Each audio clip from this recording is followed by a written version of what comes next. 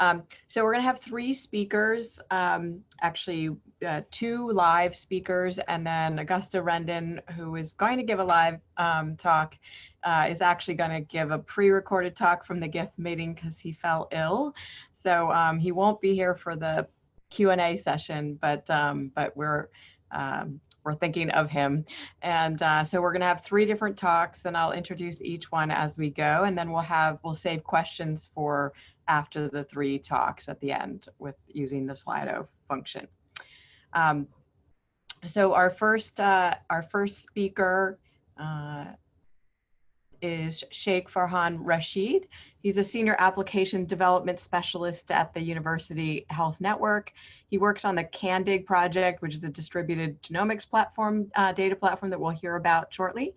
And he's been working on the application of the Global Alliance Cloud API standards to the CanDIG platform. So I'm going to turn it over to him to start his talk. Thanks, Shaikh.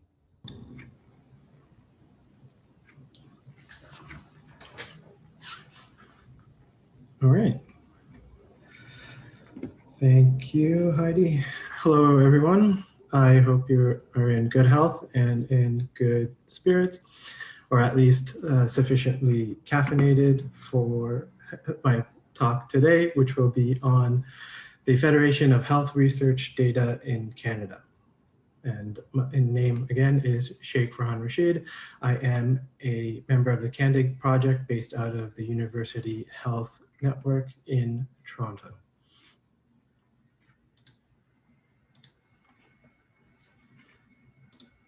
So the presentation will be as follows. We will start with a look at the history of healthcare in Canada and its impact on health research data. And then we'll look into federation, what that means, and as well as exploring a couple models of federation and ultimately CanDIG's federation model and how it helps to bring data together across across many provincial sites in the Canadian landscape. From there, we will go into the GA4GH and how it has helped CanDIG in reaching this goal of connecting Canada's health and genomics data.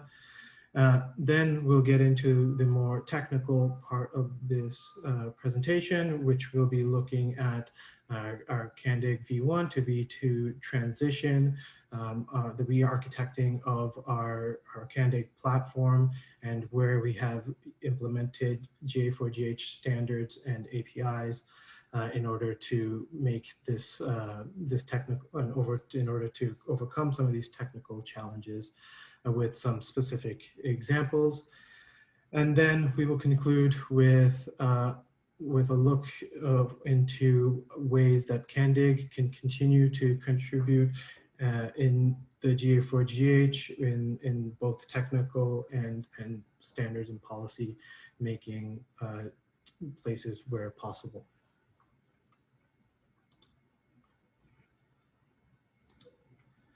So every day, genomic data is being produced at sites across Canada, but accessibility of that data to researchers continues to be a challenge at the national scale.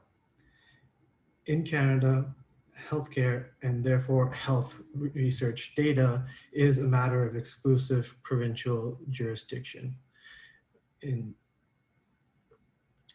Each province has made its own decision about privacy trade-offs based on its population's own choices, and that has real-world impacts on the ability for researchers in Canada, healthcare researchers in Canada, to be able to access data outside of the jurisdiction of the province which they reside.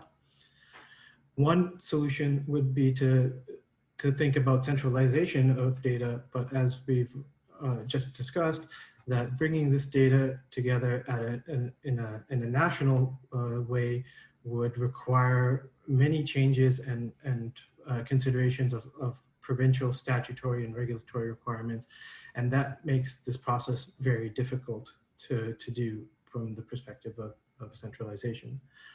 However, when it comes to federation and thinking about solving this problem as federation, it is a way that we would be able to resolve some of these political challenges and legal challenges while still being able to respect the legal framework that currently is in place for healthcare and health research data. And before I go any further, I do want to say that even though that my presentation today will be about health research data, the focus of it will be specifically in genomics data.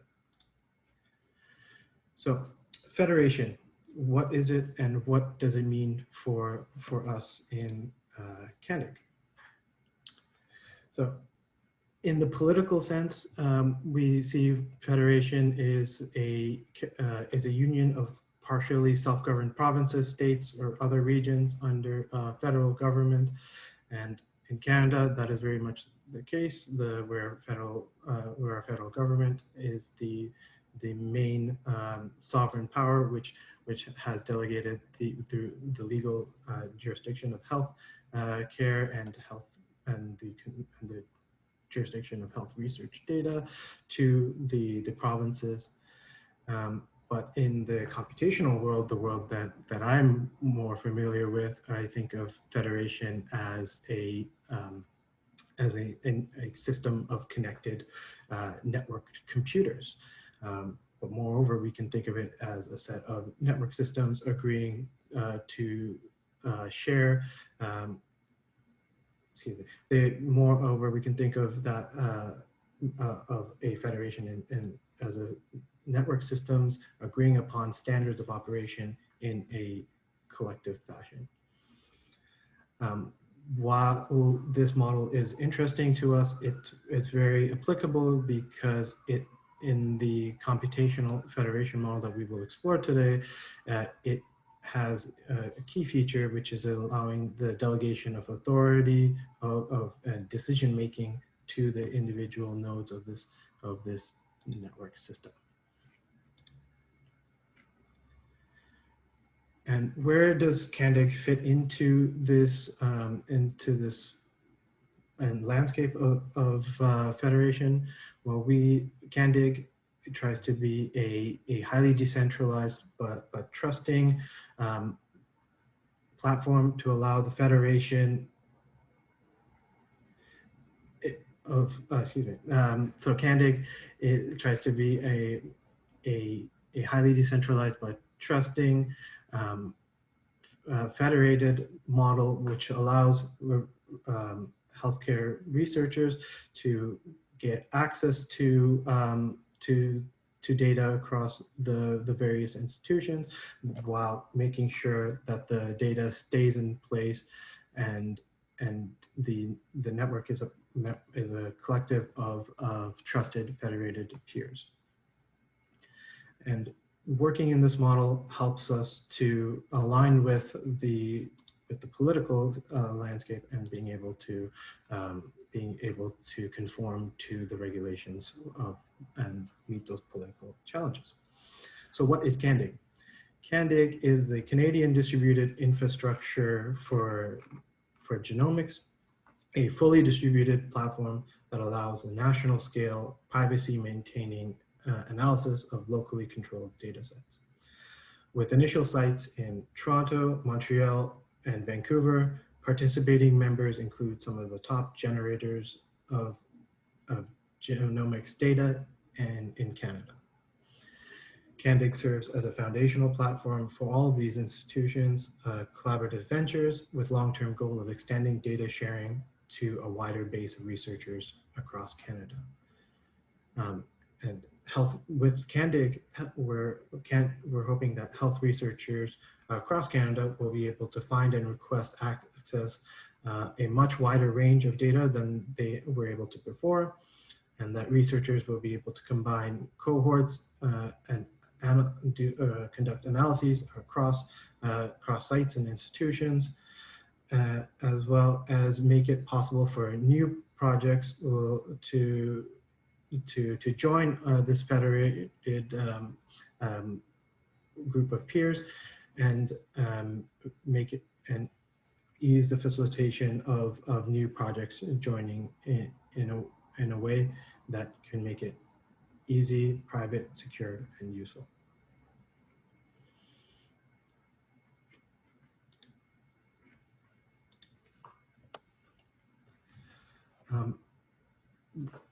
While in this process of developing CanDIG, we have put a lot of work into defining the roles and responsibilities inside of our federation, defining the roles for platform, sites, and data projects, which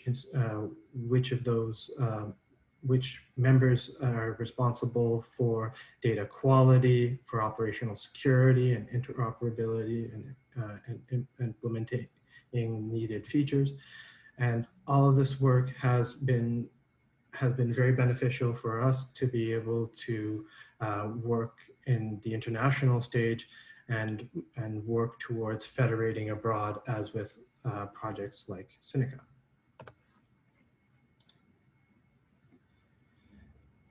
But the GA4GH has always played a pivotal role in the formation of CanDIG and the work that we do in order to build this distributed genomics platform. And for instance, one of the key decisions and driving forces behind CanDIG is from a technical perspective, is that we build this platform to be API driven, and based on that, we needed to have a sense of which standards or API standards we could implement in order to make that happen. And the initial prototypes with the GA4GH Genomics API was very successful, and using that helped us to really refine this model of API-driven development and API-based platform to be able to create things like our distributed authentication and authorization approaches. But other than the technical perspective, we have also been able to rely on the GA4GH in our regulatory and ethics framework that we created. The framework for responsible sharing of genomics and health-related data helped structure the early discussions with our national partners and create a legal framework as well as a technical framework for us to be able to tackle this problem of data sharing within Canada.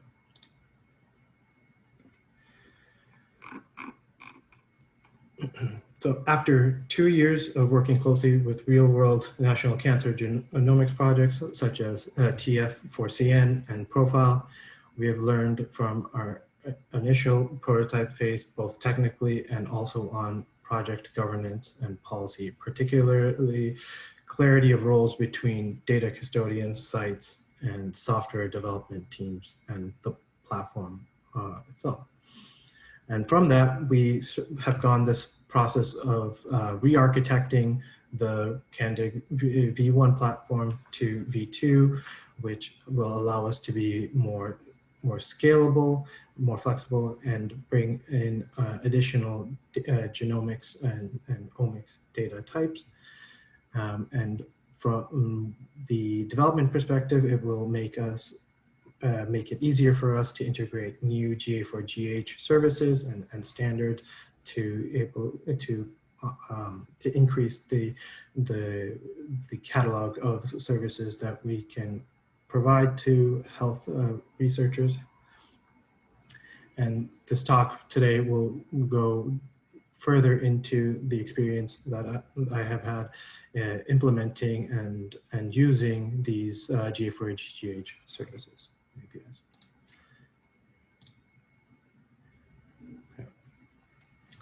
So as I mentioned earlier, one of the core platform design challenges one of the core platform design goals that we wanted to have within CanDIG is that all data access must be through APIs.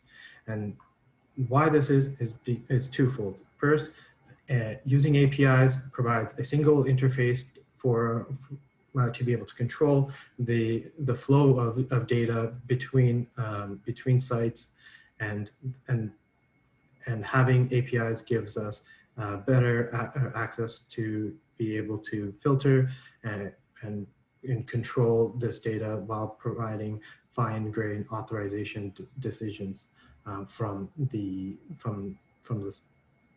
data stewards. And the GA4GH APIs were used as part of this platform design wherever possible, in order to standardize the methods for data access and retrieval.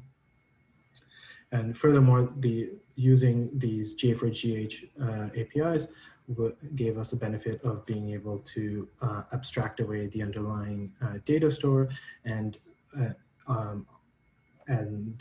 moreover, just the systems that these APIs had to interact with, providing the layer, a standard layer in which other downstream applications or clients could communicate to them without having to modify the connectivity between those individual systems. And so in this V2 process, we've been using the GA4GH APIs very heavily in many places, starting from authorization to workflow execution, as well as the genomic data imaging, and are building a data catalog. And we will look at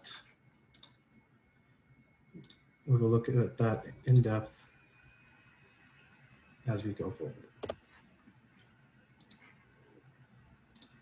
So starting with authentication authorization, in order to be able to share data between different institutions, we needed to make sure that there exists a standard method in which we could verify the authenticity of researchers, as well as respect the authorization and access control for the data being requested from the perspective of the local data site in which that request was being made to, and the work that some of my colleagues at CanDIG have done have really made great strides in the adoption of the GA4GH Duri visa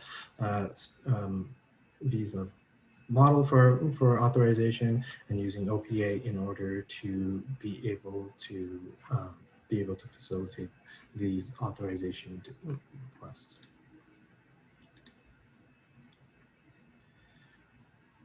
And now from the actual genomic streaming and genomics data access side, we were looking into using htsget, and we've initially used existing implementations from the GA4GH community, primarily HTS Nexus and GEL htsget, but during that development and implementation process, they didn't exactly fit with all of the requirements that we had in our development.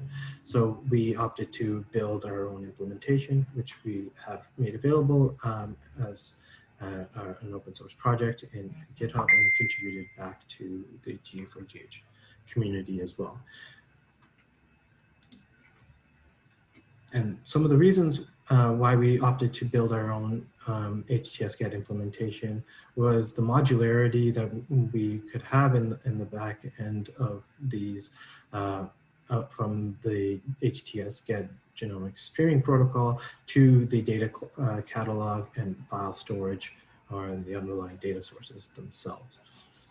With our implementation, we were very successful in being able to modularize the backends and the htsget protocol and application can speak to, and as we increase the number of CanDIG sites and provide access to even more and more data repositories, we want to make sure that we have a modular approach to be able to connect those different data backends into and make them interoperate with our with the genomic streaming protocol that we have used in htsget. And another way in which we've used the GA4GH cloud APIs is with respect to workflow execution. In CanDIG, we've adopted this model of computation on local data sets. So that requires us to bring the algorithms or the workflows to the data and without having to copy and move them from the local sites. And workflow execution service is a great example of a cloud API which allows us to be able to abstract the pattern of workflow execution and decouple that from the actual systems in which they have to execute on, whether the system, the site supports containerized workflows or HPC, traditional HPCs. Using the WES API will allow us to have a consistent way across various sites to be able to bring the computation to the data, and also being able to use workflow execution and have that as a standard API further allows us to decouple it away from the data retrieval APIs, which can be done via DRS and htsget. Checking in, Shaikh, if you're getting close to end. Yes, I will then summarize very quickly here. I will skip over some of the work that we've done in integrating new services and just say that through this process, we have learned a lot and we are re-architecting and everything that as we are re-architecting and we're preparing for large national projects, we are always looking to increase our team, and we are, and in conclusion, we're hoping to incorporate new variant representation to our variant store, as well as being able to expand our efforts in the use of Duo and Phenopackets, and moreover to broaden the genomics data sets and connect them with the clinical and phenotypic data. Thank you.